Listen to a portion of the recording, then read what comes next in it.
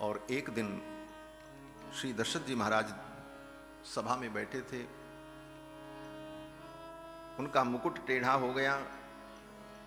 अपने मुकुट को सीधा करने के लिए दर्पण लिया और सहज भाव से दर्पण लेकर के अपना मुखमंडल देख रहे थे, मुकुट को सीधा कर रहे थे। तो श्री दशरथ जी ने देखा कान के पास के बाल सफेद हो गए। तो दशरथ जी ने सोचा कि ये कान के पास के बाल जो हैं ये सफेद होकर के कुछ कहना चाहते हैं हमारी कान में। ये बाल हमें उपदेश करना चाहते हैं। क्या उपदेश करना चाहते हैं? मानो ये सफेद बाल कहते हैं, महाराज मैंने अपना रंग बदल दिया, अब आप भी अपना रंग बदल दो। श्रवण समीप भये सित केसा मनहु जरठपन अस उपदेश। मानो ये बाल उपदेश करते हैं कि राजन अब तुम वृद्ध हो गए, अब सब कुछ रघुनंदन को सौंप करके तुम मुक्त हो जाओ। अपना सारा साम्राज्य रघुनंदन को सौंप दो। अब इन जिम्मेदारियों से मुक्त हो जाओ। वास्तव में उपदेश केवल व्यक्ति ही नहीं देता, हमारे आसपास की हर वस्तुएं हमें उपदेश देती हैं। एक एक जड़ वस्तुएं भी हमें उपदेश देती हैं ज्ञान का, वैराग्य का, त्याग का। लेकिन महत्वपूर्ण यह है कि हम उस उपदेश को कितने अंश में ग्रहण कर पाते हैं। उपदेश हर वस्तुओं से हमें मिलता है। हर वस्तुएं बोलती हैं मानो, और हमें उपदेश करती हैं। पेड़ का एक पत्ता भी टूट करके गिरता है तो वो उपदेश करता है कि एक दिन हम पैदा हुए थे, बड़े कोमल थे, दिखने में मेरा स्वरूप बड़ा सुंदर दिव्य था, फिर धीरे धीरे हम रूखे हो गए और आज हमारे जीवन की लीला समाप्त हो गई, टूट करके गिर पड़ा। एक पेड़ का टूटने वाला पत्ता भी हमें उपदेश करता है, लेकिन उस उपदेश को हम कहां ग्रहण कर पाते हैं? कितना ग्रहण करते हैं? प्रतिदिन संसार में कितने लोग मरते हैं, कितने ऐसे दृश्य हमें दिखते हैं, लेकिन वैराग्य नहीं होता। पाप कर्मों का परिणाम इसी संसार में हम देखते हैं, लेकिन पाप कर्मों से हमारी निवृत्ति नहीं होती। उपदेश तो सर्वत्र मिलता है, ऐसा नहीं है कि केवल प्रवचन में जाने पर ही उपदेश मिलेगा। उपदेश हर वस्तुएं देती है। बाल सफेद हो गए तो दशरथ जी महाराज अनुभव करते हैं कि ये मेरे लिए उपदेश है कि मुझे अब इस राज्य कार्य से मुक्त हो जाना चाहिए। भगवान शंकराचार्य तो कहते हैं, कृतांतस्य दूती जराकर्ण मूले, कृतांतस्य दूती जराकर्ण मूले। कृतांत माने यमराज। यमराज जब किसी को बुलाना चाहते हैं तो पहले अपने दूत को भेजते हैं, बोले जाओ सूचना दो कि तैयार हो जाए, हम आ रहे हैं। वो दूत कौन है? भगवान शंकराचार्य कहते हैं, कृतांतस्य दूती जराकर्ण मूले।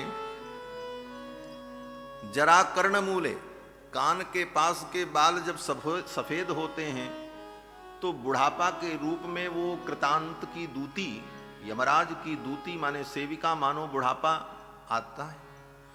और कान के पास के बाल पक करके ये कहते हैं, समागत्य लोका शृणुध्वम शृणुध्वम। वो पके हुए बाल मानो कान में कहते हैं, हे संसार के प्राणी सुनो सुनो। क्या सुनो? बोले परस्त्री परद्रव्य हिंसा त्यजध्वम। परस्त्री, परधन और दूसरे को दुख देना, ये सारे दुष्कर्मों का तुम त्याग कर दो। भजध्वम नमान रमानाथ पादारविंदम, और रमानाथ के पादारविंद का तुम भजन करो। वो पके हुए बाल मानो उपदेश देते हैं आकर। कृतांतस्य दूती जराकर्ण मूले। एक महात्मा एक भजन गाया करते थे, उसकी एक पंक्ति मुझे याद है, क्योंकि हमको गाना होना तो आता नहीं, आप देखते ही हो। ये तो हमारे लोग हैं जो कि इज्जत बचा लेते हैं थोड़ी, बाकी तो हमको तो कुछ आता नहीं। वो एक पंक्ति मुझे याद है।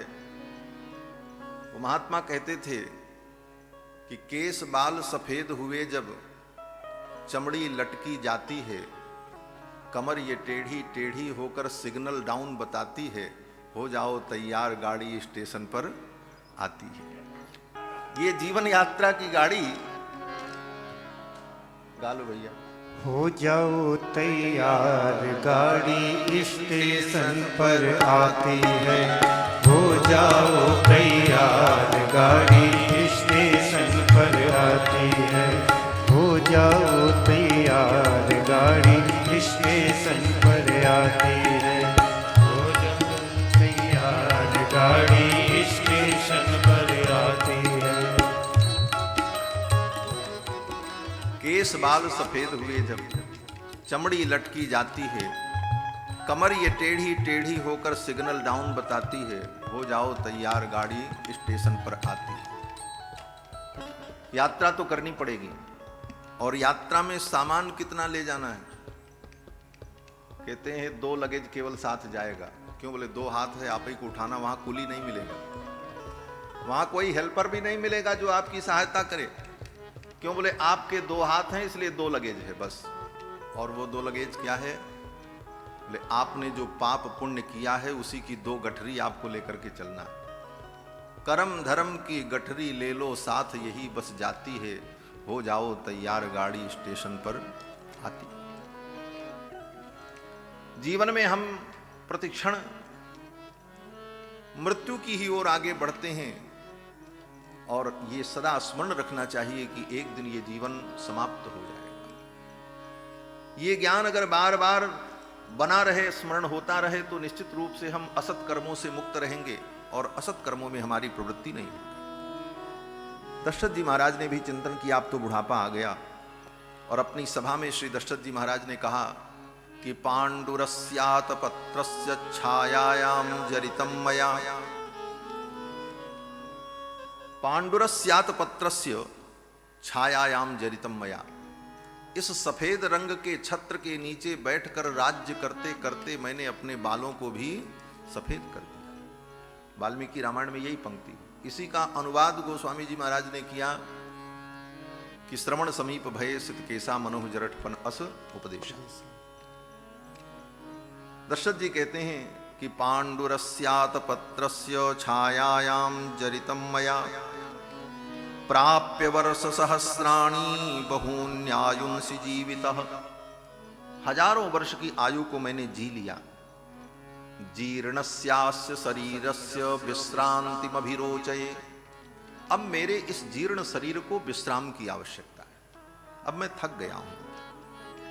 और अपनी सभा में ही उन मंत्रियों के मध्य में उसी समय दशरथ जी महाराज ने कहा कि मैं चाहता हूं कि मैं अपने ज्येष्ठ पुत्र रघुनंदन को कल ही युवराज पद पर अभिषिक्त कर दूं। यौवराज्ये नियोक्तास्मि प्रातः पुरुष पुंगवम। कल प्रातः काल ही मैं पुरुष पुंगव, पुरुष श्रेष्ठ पुरुषोत्तम श्री रघुनंदन को युवराज पद पर अभिषिक्त कर दूं, ये घोषणा कर दी। दशरथ जी ने कहा अब आप लोग अपनी सहमति बताओ। मंत्रियों से पूछा, भवंतो मेनु मन्यन्ताम कथम वा करवाण्यहम्। आपकी क्या अनुमति है, आप लोग अपने विचार रखो। ज्यों ही श्री दशरथ जी ने कहा कि कल मैं रघुनंदन राम को युवराज पद पर अभिषिक्त करना चाहता हूं, आप लोगों की क्या इच्छा है, आप लोगों का क्या विचार है, इतना सुनते ही सभा के जितने लोग थे सब लोगों ने दोनों हाथ ऊपर उठा करके जय जयकार की। बोले महाराज आपने तो हमारे मुख की बात छीन ली, हम तो यही कहना चाहते। सब ने कहा महाराज हमारी भी यही इच्छा है। दशरथ जी ने कहा क्या इच्छा है? तो प्रजा के लोगों ने और मंत्रियों ने कहा कि इक्षामो हि महाबाहुम रघुवीरम महाबलम गजेन महतायांतम रामम छत्रावृताननम। इक्षामो ही महाबाहुम रघुवीर। लोगों ने कहा रघुनाथ जी का जो शत्रुंजय नाम का गज है, उस गज के ऊपर सोने का हौदा कसा जाए, रघुनाथ जी विराजमान हों, उनके ऊपर छत्र लगे और पूरे नगर में उनकी शोभा यात्रा निकाली जाए। हम लोग इस दृश्य को देखें, हमारी यही कामना है।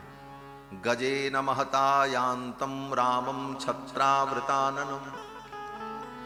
छत्रावृताननम का एक भाव हमारे पूज्य स्वामी जी महाराज कहा करते थे कि अयोध्या वासियों ने कहा कि रघुनाथ जी जब गज पर बैठ करके विराजमान होकर के शोभा यात्रा में चलें तो उनके ऊपर ऐसा छत्र लगे कि उस छत्र की जो झालरें हैं, जो लड़ियां हैं, वो लड़ियां इतनी लंबी हों कि रघुनंदन का मुखमंडल उसी लड़ियों से आच्छादित हो जाए, ठीक से दिखाई न पड़े।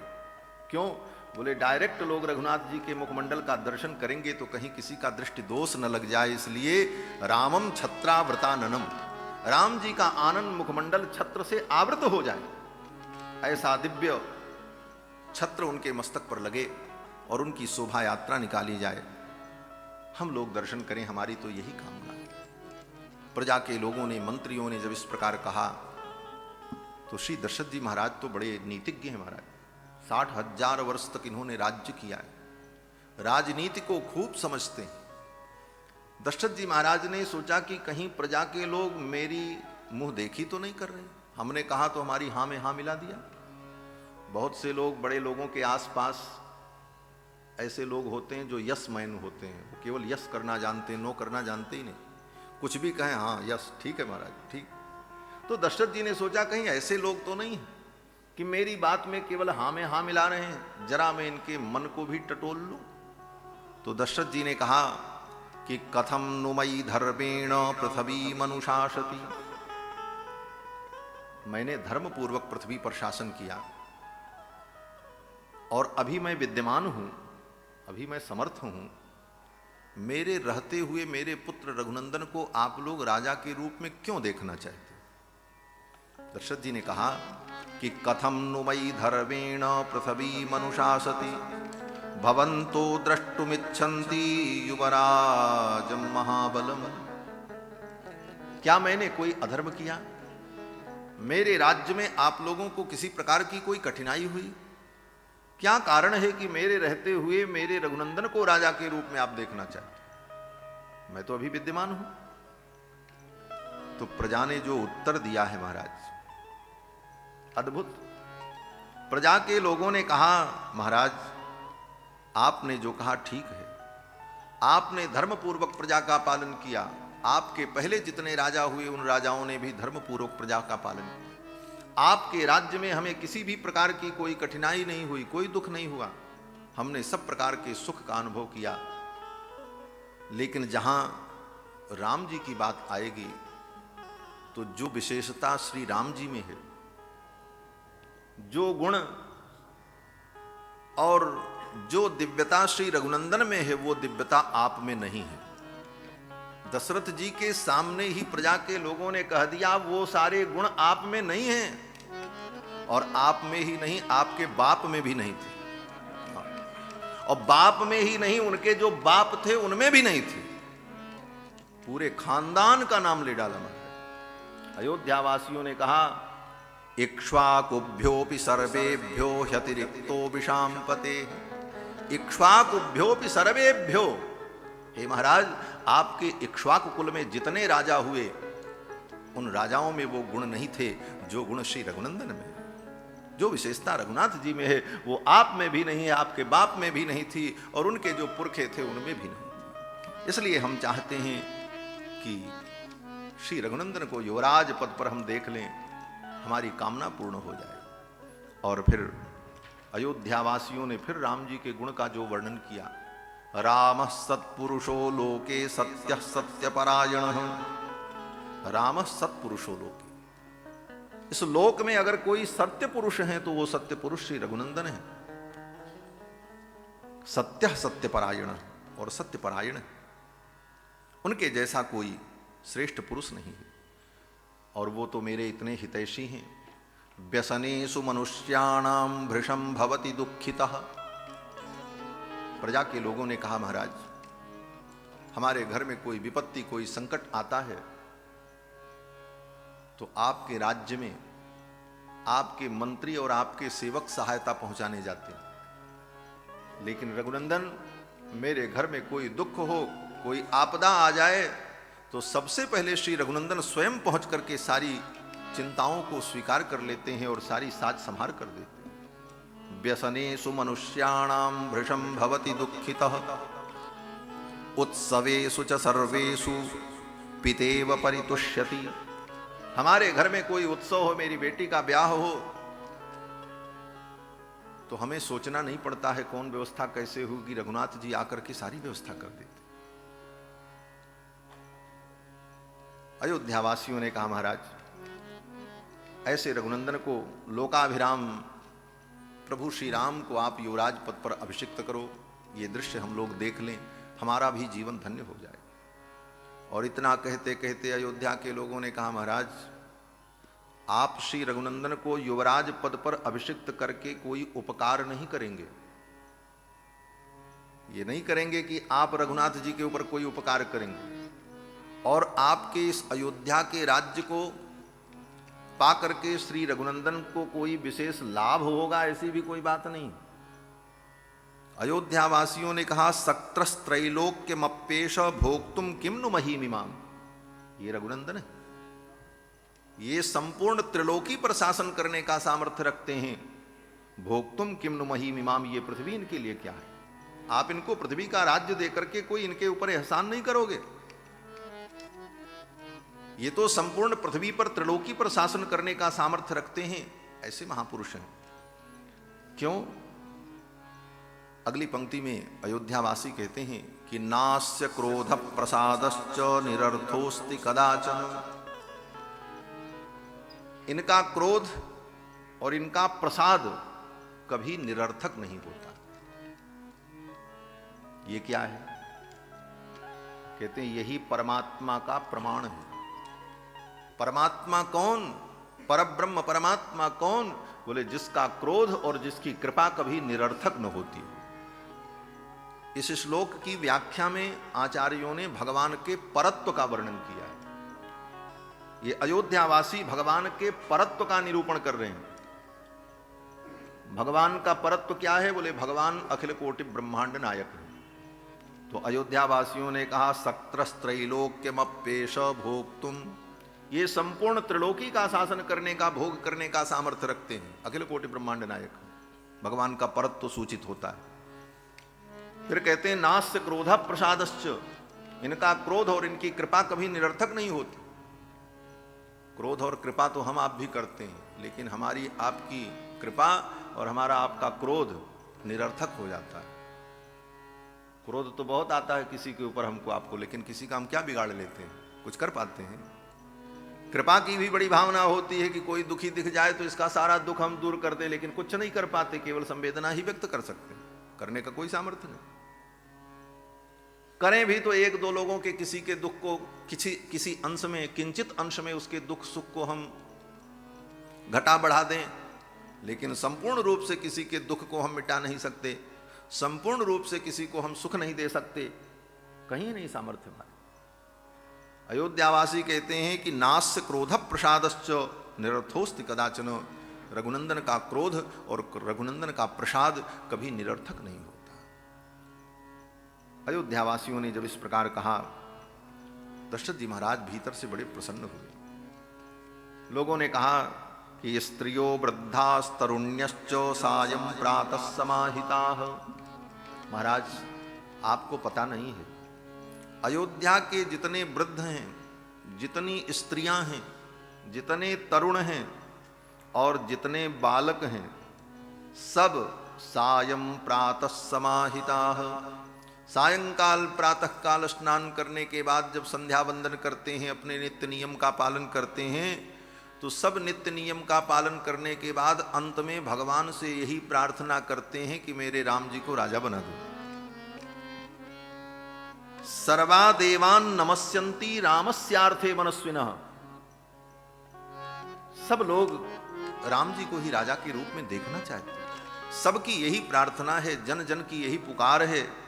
इसलिए महाराज आप रघुनंदन को युवराज पद पर अभिषिक्त करो। प्रजा के द्वारा इस अनुमोदन को सुनकर के श्री दशरथ जी महाराज बड़े हर्षित हुए और तुरंत घोषणा कर दी। क्या घोषणा की? बोले चैत्र श्रीमान अयम मासः। ये चैत्र का महीना चल रहा है और ये घटना उस दिन की है जिस दिन राम जी का 24वां जन्मदिन था।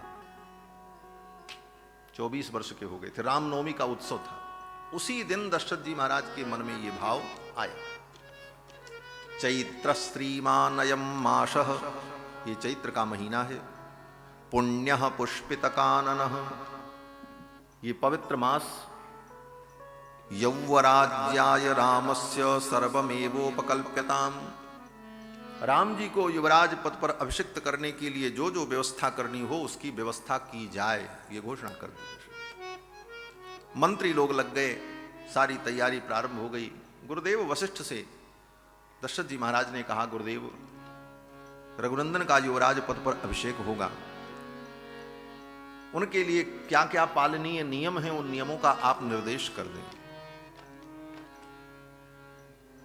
और सुमंत जी से कहा कि जाओ मेरे ज्येष्ठ पुत्र रघुनंदन राम को लेकर के आओ, मैं अपने रघुनंदन राम के मुखमंडल को देखना चाहता हूं।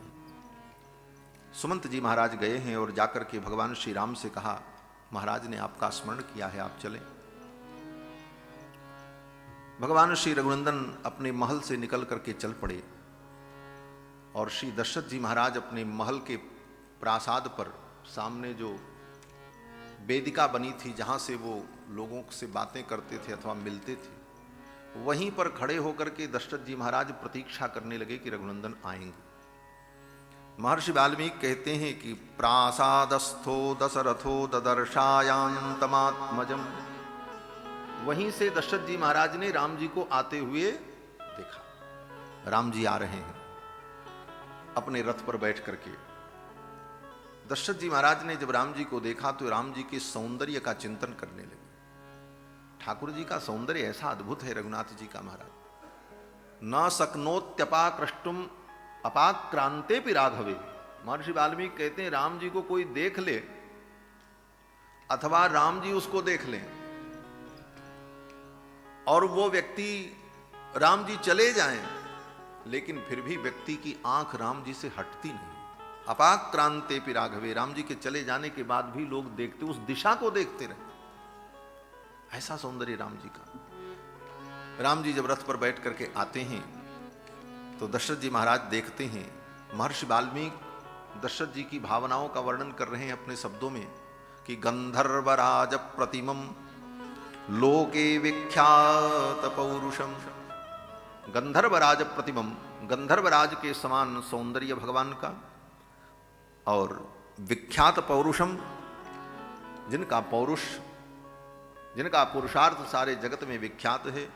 दीर्घ बाहुम महासत्वम, आजान बाहु, महासत्व, मत्त मातंग गामिनम, मत्त गयंद के समान, मत्त गजराज के समान जिनकी गति है, ऐसे रघुनंदन। चंद्रकांताननम रामम, जिनका मुखमंडल चंद्र की कांति के समान है। चंद्रकांताननम रामम अतीव प्रिय दर्शनम, जिनका दर्शन लोगों को अत्यंत प्रिय है। और वो दर्शन कैसा है?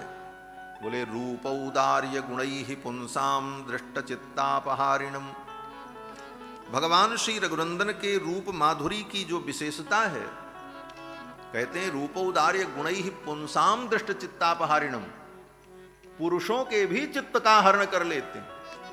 पुरुषाम अपि चित्तापहारिणम, ये सौंदर्य जिसका वर्णन आज के 2 दिन पहले कथा में प्रसंग आया था कि पुरा महर्षय सर्वे दंडकारण्यवासिनः राम रूपम हरिम दृष्ट्वा भोक्तुमैक्षंसु विग्रहम, भगवान के सौंदर्य को देखकर दंडकारण्य के मुनि महात्मा भी व्यामोहित हो गए। दशरथ जी महाराज दर्शन कर रहे हैं। महर्षि वाल्मीकि कहते हैं दृष्ट चित्तापहारिणम, देखने वाले के चित्त का अपहरण कर लेते हैं। राम जी आए और आकर के पिताजी को प्रणाम किया। नामस्वम श्रावयन रामो भवंदे चरणौ पितुः, अपने नाम का उच्चारण करके राम जी ने पिताजी को प्रणाम किया। प्रणाम करने की शास्त्र सम्मत यही विधि है। अपने से श्रेष्ठ जनों को प्रणाम करे तो अपना नाम और गोत्र बोल करके ही प्रणाम करना चाहिए। राम जी भी ऐसे ही प्रणाम करते हैं। कहते हैं नामस्वम श्रावयन, अपने नाम को सुनाते हुए रामो बवंदे चरणौ पितु, पिताजी के चरणों में प्रणाम किया। प्रणाम करने की विधि इसीलिए यज्ञोपवीत संस्कार में ही ब्रह्मचारी को सिखाई जाती है। अभिवादन की विधि उसको कहते हैं। और क्या सिखाते हैं? बोले अपना गोत्र, अपनी शाखा, अपना नाम उच्चारण करते हुए आचार्य को, गुरु को प्रणाम करना चाहिए। कश्यप सगोत्र काश्यपावत्सार नई ध्रुवेति त्रिप्रवरः सामवेदांतर्गत कौथुम शाखाध्यायी राघव शर्माहम भो आचार्य त्वामहम अभिवादये। ये अभिवादन की शास्त्र सम्मत विधि। भगवान श्री रघुनंदन ने ऐसे ही अपना नाम उच्चारण करके, गोत्रोच्चारण करके दशरथ जी को प्रणाम किया। दशरथ जी महाराज ने हृदय से लगा लिया और बहुत देर तक दशरथ जी महाराज राम जी को निहारते रहे। महर्षि वाल्मीकि कहते हैं, क्या देख रहे हैं दशरथ जी राम जी में? बोले तम पश्यमानो नृपतिस्तुतोष प्रियमात्मजम अलंकृतमिवात्मानम आदर्शतल संस्थितम। अलंकृतमिवात्मानम आदर्शतल संस्थितम। जैसे कोई व्यक्ति अपना अलंकार करके, सुंदर सुंदर कपड़े पहन करके, श्रृंगार करके, फिर वो क्या करता है? बोले दर्पण के सामने खड़े होकर के अपने को ही निहारता है, अपना दर्शन करता है। तो अलंकृतमिवात्मानम आदर्शतल संस्थितम। आदर्श माने शीशा। जैसे शीशे के सामने कोई अलंकृत होकर के, खड़ा होकर के दर्शन करता है, अपने को देखता है और प्रसन्न होता है, उसी प्रकार राम रूपी दर्पण में श्री दशरथ जी महाराज मानो अपने आप को देख रहे हैं। अलंकृतमिवात्मानम आदर्शतल संस्थितम। तो दशरथ जी राम जी रूपी दर्पण में क्या देख रहे हैं अपने आप को? तो आचार्यों ने कहा कि दशरथ जी महाराज राम जी के अंदर अपने यौवन को देख रहे हैं। दशरथ जी महाराज जब उस अवस्था में थे, 24 वर्ष की अवस्था में, तो दशरथ जी का जो स्वरूप था, जो नाज नक्शा था, ठीक वैसा नाज नक्शा श्री रघुनंदन का। मानो अपनी बीती हुई जवानी को, अपनी युवावस्था को वो राम रूपी दर्पण में देख रहे हैं। अलंकृतमिवात्मानम आदर्शतल संस्थितम। और सिद्धांत भी यही है कि आत्मा वही जायते पुत्र। आत्मा ही पुत्र के रूप में होती। लोग कहते महाराज हम बूढ़े हो गए, हमारी जवानी चली गई। बोले जवानी चली गई नहीं, जवानी तुम्हारे पुत्र के रूप में खड़ी है सामने, वो तो रहती। श्री दशरथ जी महाराज अपने पुत्र में, रघुनंदन में ही अपने यौवन का दर्शन करने परम आनंदित हुए। और दशरथ जी ने कहा, राम कल मैं तुम्हारा युवराज पद पर अभिषेक करूंगा। गुरुदेव वशिष्ठ जिन नियमों का निर्देश करें उन नियमों का तुम पालन करना। भगवान श्री राम ने कहा जैसी आज्ञा। और फिर प्रणाम करके भगवान श्री राम वहां से विदा हुए।